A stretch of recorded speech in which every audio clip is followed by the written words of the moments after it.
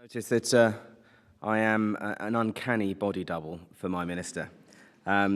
So you will have spotted that I'm not Caroline Dinenage, but I am in her shoes. Unfortunately, I'm not literally in her shoes, otherwise I would be at least a foot taller, which I think would be good for my general self-esteem. But just to introduce myself, my name is Ed Moses. I'm Director for Care and Transformation in the Department of Health and Social Care, and it's a real pleasure to be here to speak to you in her stead. As you know and you've seen, she really wanted to be here today, but she's back in Parliament for a debate on social care funding, and she's really, really sorry that she isn't here and wishes you all well. Her loss is my gain, because I get to leave the halls of Whitehall and London and the office and get to attend an inspirational conference like this, where we're looking to the future of adult social care provision. And I know many of you will have caught Steve Careful's speech earlier, where he explained how Amazon's Alexa is being redesigned and reimagined to help people live more independently, to reduce their social isolation, and to maintain their dignity through better self-management of health and care needs at home. And that example should reassure those who see technology as a dehumanizing force that when applied to specific human needs, it can be quite the opposite. I'm not averse to new apps and algorithms myself, and perhaps that one day there'll be one that can write my speeches for me. In the meantime, you're going to have to do with my own words. On a more serious note, technology is one of three big priorities for our department right now, alongside raising the bar on prevention and improving support for the health and care workforce, as you have heard Caroline say.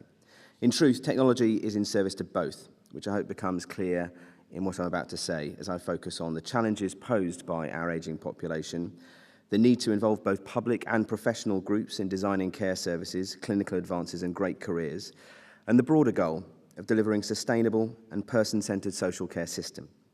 So let's start with some of those challenges. I'm going to start first off with the one on ageing, growing and diversifying populations. As I'm sure you're aware, the UK population is ageing, and 1 in 3 children born today can expect to live to 100, and that's great. And it makes us think very carefully about the kind of lives we and our children are going to lead in future. But one of the things that it does do is create an increased demand for products and services, including new care technologies, housing models and retirement products. And if there was any doubt about the scale of the opportunity, Merrill Lynch estimates that the silver economy is estimated to be worth around 5 trillion over a year. So the department is really keen to work closely with industry to exploit the opportunities for the greater good. It's clear from the breadth and variety of the exhibitions on display here that I walked around earlier that a huge amount of work is already underway.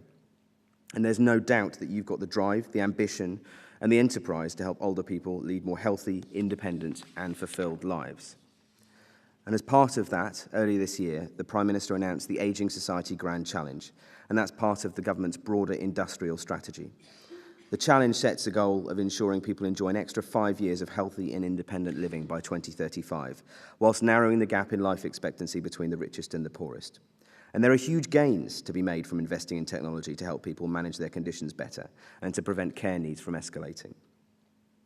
Older generations can find themselves supported by smart home technologies, wearable devices, and tech-enabled health and care services that go way beyond my own personal use of Alexa, which is largely to stop me from having to switch a light on and off, which I massively love and find a bit of a shock when I'm on holiday and need to actually press a button myself. But actually there are more uses and more beneficial uses for that technology for a completely different cohort. The ministers I serve and the government wants to encourage British businesses to become major players and leaders in the global market for care products and services. And that means building homes that support new ways of living, including intergenerational accommodation and taking advantage of the advances in design, materials and technology. More broadly, the Ageing Society Grand Challenge represents government's commitment to harness the power of innovation to meet the social care needs of the future. But really, as with all technology, it's not about the tech. It's about making our lives easier, and it doesn't really matter what age you are to want your life to be made easier. But thinking about what technology can do and whether it's what people want to use is a massively valuable way of thinking about how we can apply it to the challenges that we're facing. And so when we're thinking about that, involving public and professional groups is absolutely crucial. Clear about what they are, who'll support them and why. And there remains a massive lack of public understanding about adult social care. Too many people are unsure about what it is, how it works, how much it costs, and what their journey is going to be as they age and may develop care needs. How the health and care system provides information is just part of the problem. I know many of you in local government are already working hard to improve the information and advice you offer to social care users, and it's something central government is also endeavouring to improve. More than 4 million people visit the NHS website Guide to Adult Social Care every year, and for many it's their first port of call when looking for help. However, previous versions weren't intuitive, there were gaps, and overall it was just generally outdated. And once the decision was taken to understand what more could be done to improve the user experience, months of intensive research and testing followed. NHS Digital spoke to users throughout the country to gain a better insight into the information they need to make informed decisions. And as they gathered their findings, they found that even today, people still turn to some of the more traditional communication methods so that they can speak to people, be it the local government, be it services or charities. And that's perhaps not very surprising. While diagnostic software is a reality, we're still a long way away from having Alexa or Siri holding a complicated and difficult conversation on someone's care needs. But what the study did do is it made clear how even simple changes to some of those traditional platforms can make a major difference. For example, including plain English, which as a civil servant I'm not prone to do, to explain social care terms, and better links to services and easier navigation. And for those of you working at the cutting edge of social care technology, these might seem like really small, obvious and simple improvements, and it's only natural to be excited about the potential for robotics and artificial intelligence, but getting the basics right first is absolutely essential, and that's what that is an example of. It's also encouraging to see companies like MyLifeDraft, Connectis, and Brain in Hand all developing technology to help users navigate what can often be a really daunting landscape. Connectis, for example, provides a platform that connects everyone in a user's care network, from professional carers to family members. It's a hub for people receiving care, and it keeps them connected to their support network. And it also provides information for care managers and carers, helping them work together to deliver truly person-centered care. We all understand the importance of keeping individuals and families at the heart of decisions about their care. And those technologies being developed by Connectis and many other exhibitors here today mean this can be done in an increasingly innovative way. And this isn't just about designing better services for users. The government also wants to hear from frontline workers and learn from their experiences to help them deliver high-quality care without compromising their own health and well-being. And with that in mind, Secretary of State for Health and Social Care launched the online platform Talk Health and Care in September. And that allows the government to speak directly to the people who have dedicated their lives to caring for others, and vice versa. And through the platform, care and support workers are given the opportunity to post ideas, questions, and challenges to government. Government hopes that by engaging in this kind of dialogue, it can go on to provide the best possible support to our dedicated workforce and, by extension, the very best care for service users and carers. That's why it's encouraging to see the platform come alive with numerous discussions and comments. Take the example of one care worker who posted the not uncommon desire for her profession to receive greater recognition and appreciation of their skills. I'm sure we would all agree that to dismiss care roles as low-skilled work, as some have done, would be as insulting as it is false. With this in mind, Talk Health and Care will continue to be a forum for staff to share their experiences and to defend, promote and celebrate the many positives of their profession. In the meantime, we've provided a further £12 million to Skills for Care's Workforce Development Fund to guarantee more investment in workforce training. As I'm sure everyone here today knows, there is huge potential for technology to complement, not substitute, the care workforce.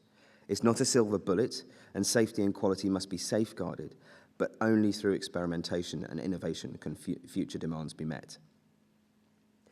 These common themes unite the work and ideas on display at this conference, including the importance of people's lived experiences, your ambitions for the future, and the technology you developed and the services you provide. And so, on to my final point today, around delivering a sustainable and person-centered social care system.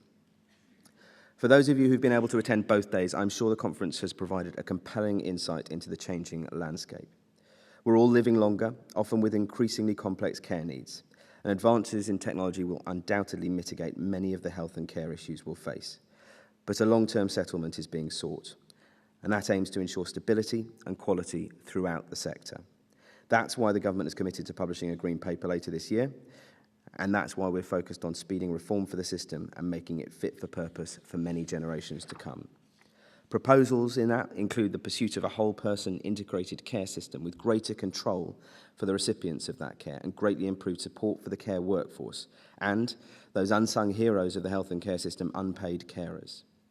Government is committed to consulting widely to build consensus around a long-term, sustainable and ambitious settlement for the future. And that includes looking at the quality of care being delivered, the funding of the system, and how it will be paid in the round. Getting the technology right to help deliver much of this will be absolutely critical.